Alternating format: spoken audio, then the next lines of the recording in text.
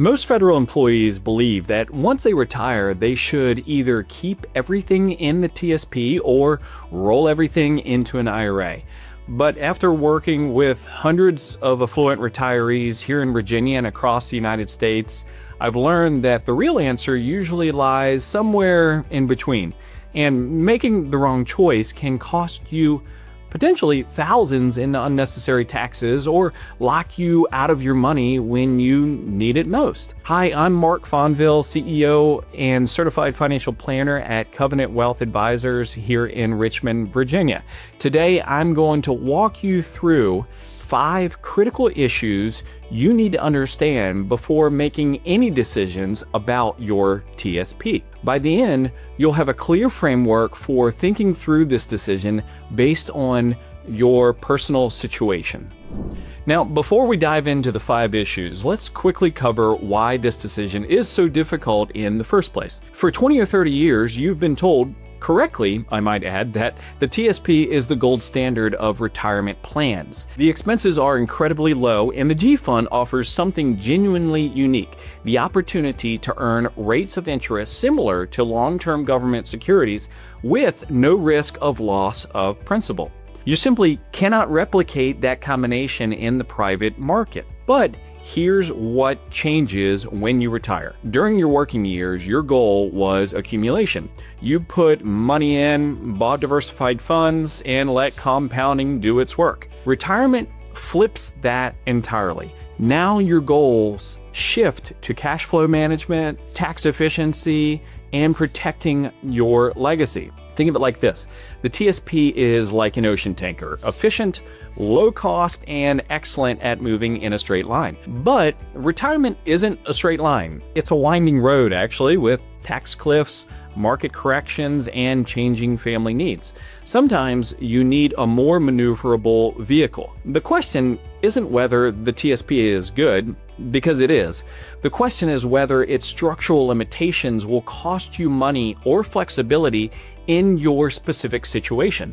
So let's look at 5 issues you need to weigh. Okay, issue number 1, the pro rata withdrawal rule. Here's what most people miss about taking income from the TSP. They assume that if the stock market crashes, they can simply leave their stocks alone and spend from their bonds or stable value until markets recover. In an IRA or brokerage account, that's exactly what you would do. You choose exactly which asset to sell to generate your monthly paycheck in retirement. The TSP doesn't allow this. It operates under what's called a pro rata rule for withdrawals. When you request a distribution, the system automatically sells a proportional amount of every fund you own. So let me show you why this matters. Let's say you retire with $1 million. $600,000 is in the C fund and $400,000 in the G fund. You structured it this way specifically so you have a safe bucket if markets tank. Now imagine a recession hits and the S&P drops 20%.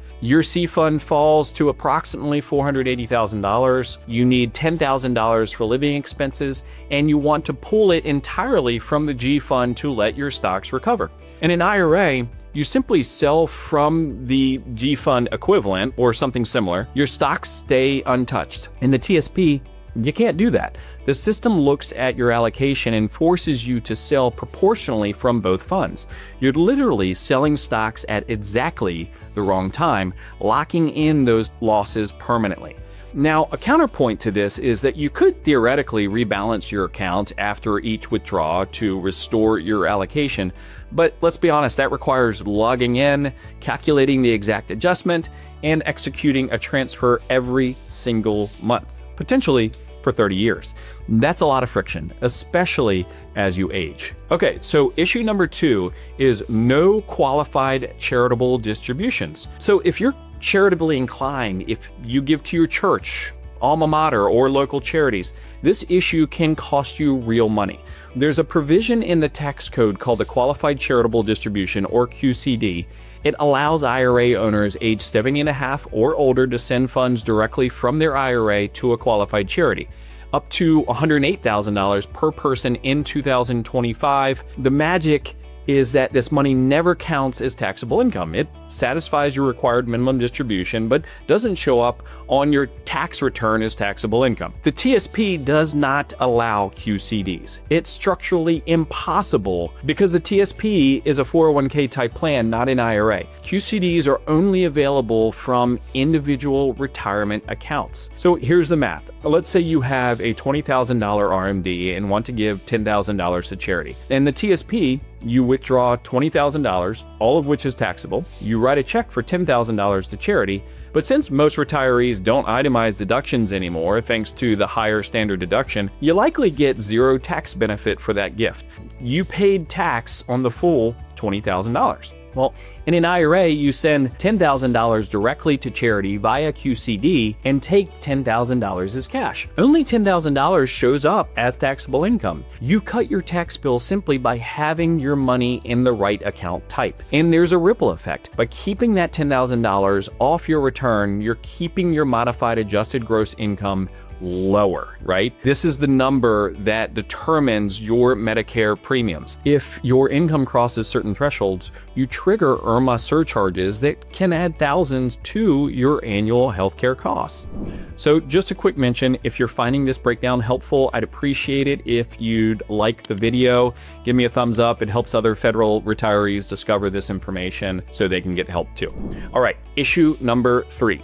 Tax withholding requirements. Here's a practical issue that surprises many people. If you need to take a single partial withdrawal from the TSP, say $50,000 for a home renovation, for example, the TSP is required by law to withhold 20% for federal taxes because that withdrawal is an eligible rollover distribution. That means to get $50,000 in your pocket, you would need to withdraw $62,500. Yes, you'll settle up at tax time, but that's a significant hit to your liquidity in the meantime. And importantly, you cannot elect to have less than 20% withheld or waive withholding entirely on these types of distributions. In an IRA, you can often elect to have zero withheld if you're managing your taxes through estimated quarterly payments, for example.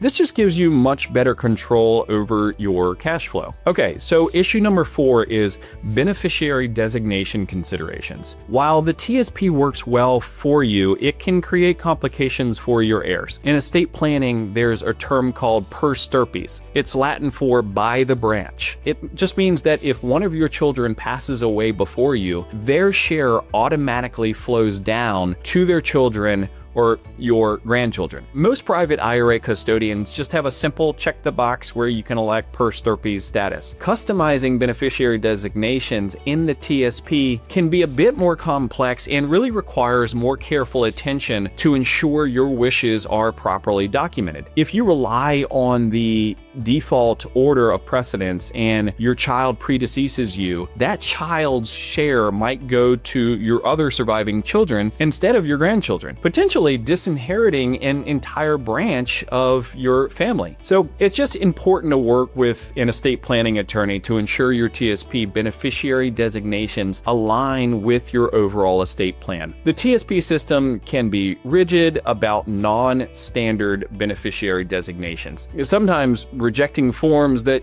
don't fit their exact criteria. In estate planning, ambiguity is the enemy. Additionally, non-spouse beneficiaries who inherit a TSP cannot keep the money in the plan long-term. Their share is placed in a temporary account and payment is made automatically in a lump sum distribution after 90 days. They face stricter withdrawal rules and often must move the money out anyway. By rolling over to an IRA during your lifetime, you can customize your beneficiary structure, perhaps even naming a trust to ensure your legacy flows exactly where you intend. Issue number 5, the rule of 55 consideration. Now, here's a critical issue that cuts the other direction. A reason you might want to keep money in the TSP, at least temporarily, if you're retiring between age 55 and 59 and a half, you need to understand the rule of 55. This provision allows you to withdraw from the 401k or TSP of the employer you just left without the 10% early withdrawal penalty as long as you separate from service during or after the year you reach age 55. If you roll that money into an IRA, you generally get locked up until age age 59 and a half, unless you use a complex strategy like Rule 72T,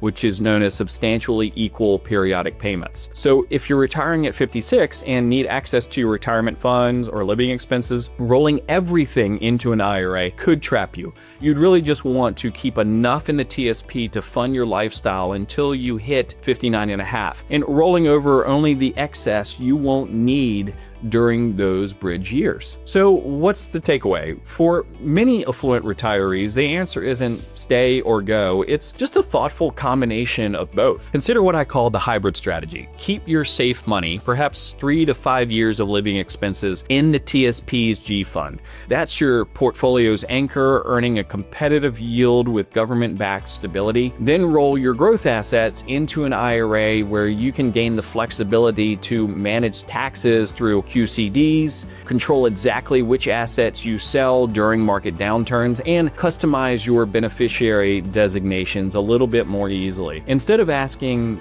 where are the fees lowest, ask, where do I have the control to best manage taxes, risk, and my legacy?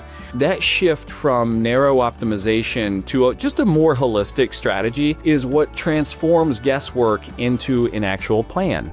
So if you're interested in seeing how this framework might apply to your specific numbers, and specifically how to navigate the rollover logistics without triggering those withholding traps that we discussed, you can schedule a complimentary consultation with our team at Covenant Wealth Advisors. Just visit the link in the description down below for the free assessment. And if you found this helpful, please share it with a colleague who's planning their retirement, and subscribe to the channel for more insights like this. Thanks for watching. We'll see you next time.